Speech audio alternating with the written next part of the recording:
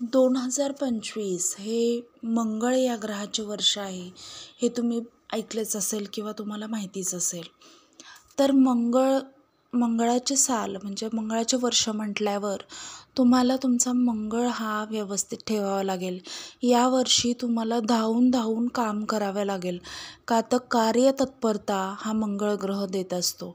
जर तुम्ही काम केले नाही तर तुम्हाला यश हे मिळणार नाही, का तर यशाचा कारकसुद्धा मंगळ हा ग्रह आहे. आणि त्यासोबतच तुमचं नेम फेम, तुमचे पैशाचा फ्लो, या सगळ्या गोष्टींचा परिणाम हा मंगळ जर चांगला असेल तर चांगला परिणाम होतो आणि मंगळ वाईट असेल तर दुष्परिणाम होतो. तर आपल्याला जर मंगळ आपल्या पत्रिकेतला, आपल्या कुंडलीमधला जर चांगला ठेवायचा असेल तर तुम्हाला घरामध्ये एक अशी गोष्ट करायला सांगणार आहे मी, की याने कसलाही मंगळ असो हा तुमच्यासाठी चांगलेच फळ देणार.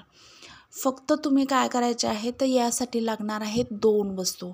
त्या म्हणजे हळदीची पावडर म्हणजे हळद आणि लाल सुक्या मिरच्या.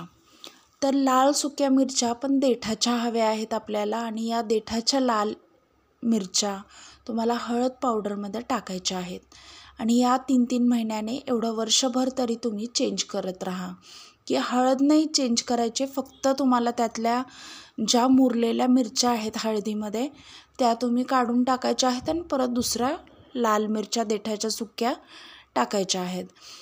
पण हे का करतोय आपण? तर हळद ही गुरुची कारक आहे आणि मंगळ ग्रहाची मिरची म्हणजे लाल जी सुकी मिरची आहे ती मंगळाची कारक आहे.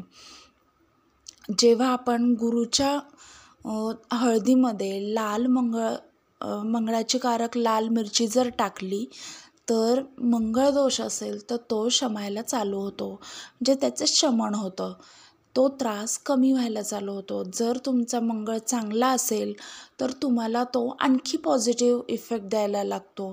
आणि जर तुमचा मंगळ हा दूषित असेल, खराब परिणाम देत असेल तर तो चांगले परिणाम द्यायला चालू करतो.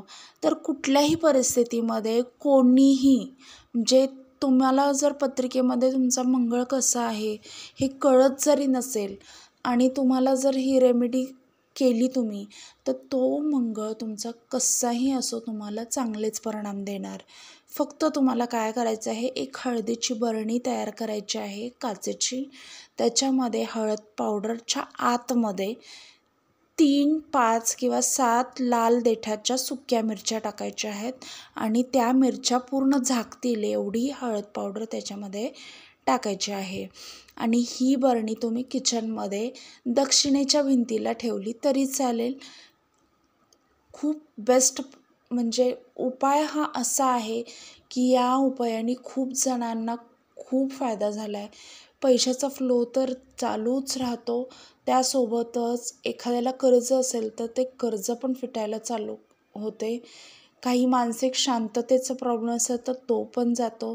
तुमच्या पत्रिकेमध्ये जर अग्रेशन जास्त असेल, मंगळदोषामुळे जर तापटपणा माणसामध्ये जास्त असेल, घरामध्ये भांडणं वादविवाद होत असतील जास्त, शेजारपाजाऱ्यांशी पटत नसेल किंवा घरातल्याच नातेवाईकांशी पटत नसेल आपलं, तर हा सुद्धा प्रॉब्लेम दूर होतो. कलह वादविवाद संपायला चालू होतात. फक्त वर्षभर तुम्हाला हा उपाय करायचा आहे, का तर हे वर्ष मंगळाचं असल्यामुळे अग्रेशन, वादविवाद, भांडणं तणणं किंवा मंगळाचे जे काही साईड इफेक्ट असतात मंगळ दूषित असल्यावर ते सगळे प्रॉब्लेम सॉल्व्ह व्हायला चालू होतील. फक्त एवढं वर्ष हा उपाय कराच सर्वांनी. तर हा उपाय तुम्हाला कसा वाटला हे मला नक्की कमेंटमध्ये सांगा. तुम्हाला सर्वांना नवीन वर्षाच्या खूप खूप हार्दिक शुभेच्छा. श्री स्वामी समर्थ.